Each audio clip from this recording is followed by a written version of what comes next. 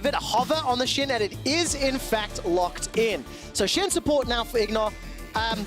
Tell me what G2's comp does, and try to predict before the 20-second timer. Well, so it's LeBlanc mid, Jayce spot, Yorick top. I'm pretty confident they've drafted themselves very much a 1-3-1 comp. They'll put the Jayce in the mid lane. They have a lot of poke. The bot lane we can talk more about once we actually get into the game. It's a pretty novel matchup, one that I haven't really seen very often. It's a mid laner. Doesn't matter for him though. Before we get to that though, we're going to head to Dracos, who's standing by with Schalke's coach. Thank you, gentlemen. Now, Dylan. It's something you and I have spoken a fair amount about coming into this week. Videos was about how pushing lanes and having control in the lanes can help you out at different stages. Yeah, and I wanted to talk a little bit more about the mid lane matchup in particular, because what you'll notice is that typically when it comes to champions like LeBlanc, they actually have pressure because they have kill pressure. So they'll actually have a lot of ability to just jump on top of your face and try and go for those aggressive trades. Meanwhile, the problem is that at early levels, Lissandra actually has a lot more wave clear, which means that she typically has more push, but we don't have time for that because we've got to look back to top. All right, where's the cocoon? Will connect. Disdain gets a little bit of CC, but then just tie it back into how that works with the mid lane. What you'll notice is that Yanko's already looking for another gank. The chains land as well. All right, Caps is going to be able to root down Abadaga. That's a flash into Cocoon. Self-cast on Abadaga's tomb means there's no further follow-up, and as far as summoner spells are concerned, only Yankos commits the flash. Not done yet. Caps is forced to dash away with it. Has just not been there yet. But there is a lot of time. The chains interrupt Abadage. He's got no self-cast.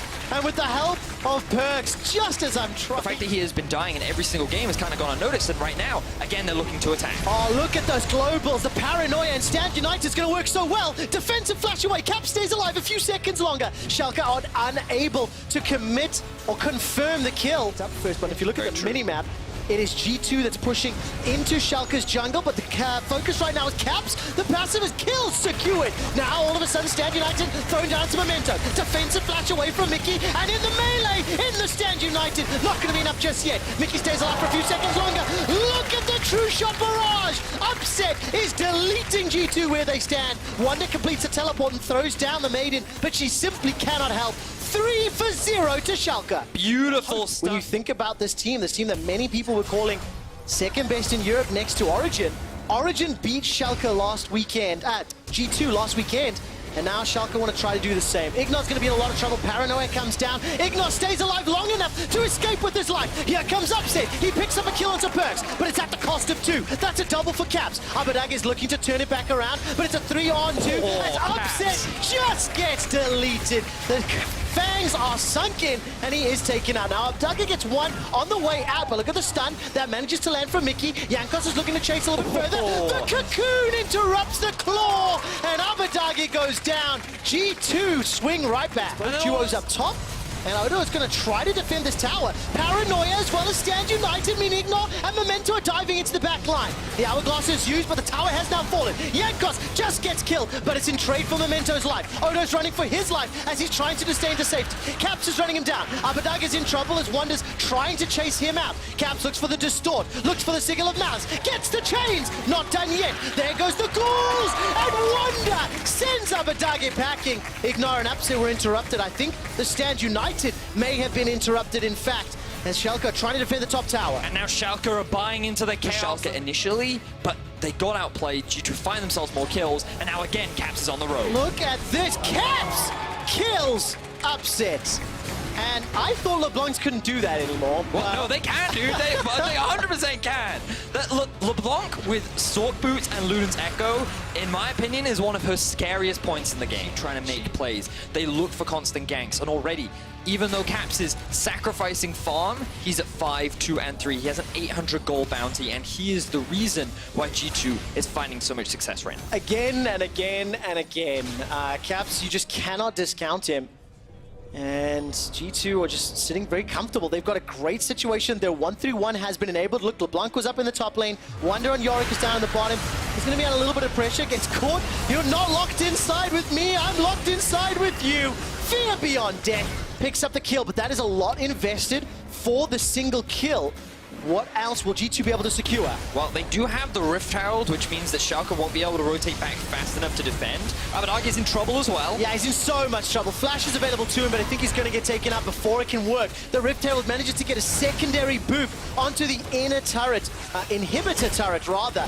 And yes, Schalke used their abilities to get a kill in the bottom lane, but it's at the cost of their mid laner's life, their mid tower, and 50% of the inhib as well. Yeah, that was a big mistake there from Abadarge. He got caught out by the chains. He didn't have the flash available to him, and I feel like he has an over-reliance on this E because twice now it has failed him and allowed G2 to extend their advantage. Ooh, take a look at that. Caps looking for upset in the back. Caps actually used his flash to respect the burst damage.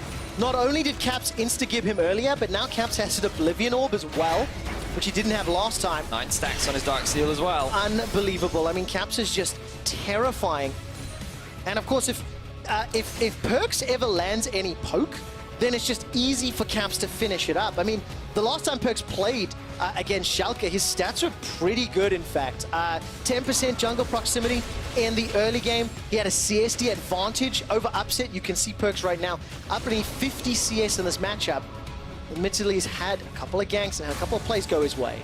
And it's been a really interesting game in terms of how things have played out, because we kind of saw what we expected from G2, which is Jankos playing very much more around the mid lane. He had the option of potentially playing around bot lane as well, but instead just focused on the mid lane, and we even saw Perks roam up too to try and help Caps. And I think the whole early game plan for G2 has just been try and get Caps ahead. You know what he can do on highly mechanically intensive champions, and I think that he's demonstrating it once again, that when you put a carry in this man's hands and you actively play around him, you're almost guaranteed success. And this is exactly what G2's comp wanted to do, right? They have the strings to take the lead, you know, in the 1 to 2 item mark.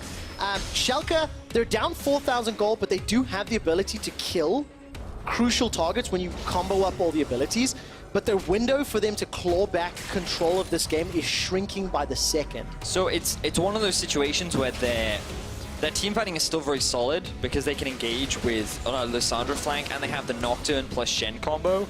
The problem is that if they try to fight right now with the item spikes that G2 is sitting on, they're likely just going to lose. And G2, they're not relenting on the pressure, and they can also very easily split Schalke up across the map if they want to. Well, take a look at that. G2 have already split Schalke in their own jungle. Ignar forced to flash defensively once Mickey threw down the Fisher. Cap steps all the way forward and goes back to the W. Odo fancies himself a shot, trying to get Fear Beyond Dead. Here comes Abadarge, flash forward, looking for the tomb. Mainly the subclass doesn't get a chance. Abadarge's down. The chain CC sends him through the fountain, and G2 Esports find 2 quick kills. Odo on there's the next target. He's going to get locked down by the cocoon and sent packing as well. 3 more kills to G2 Esports, and they're looking at the Nexus. Yeah, G2 might look to try and end the game 22.5 minutes in.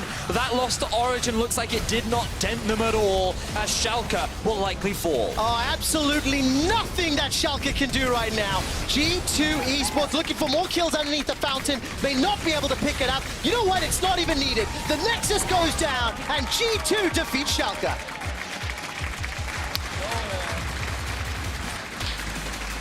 And I feel like we have to go back to that top lane play where G2 all-in onto Ignar. It then turned into a crazy brawl, but most importantly, Caps picks up a bunch of kills. He gets 2 kills, Jankos grabs himself a kill as well.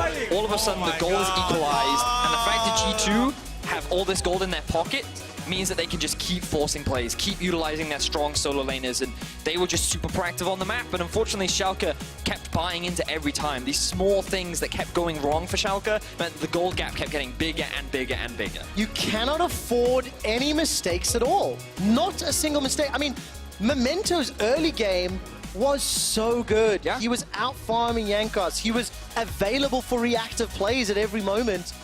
But unfortunately, 2 skirmishes at like 14 minutes just felt like it gave Caps the item lead.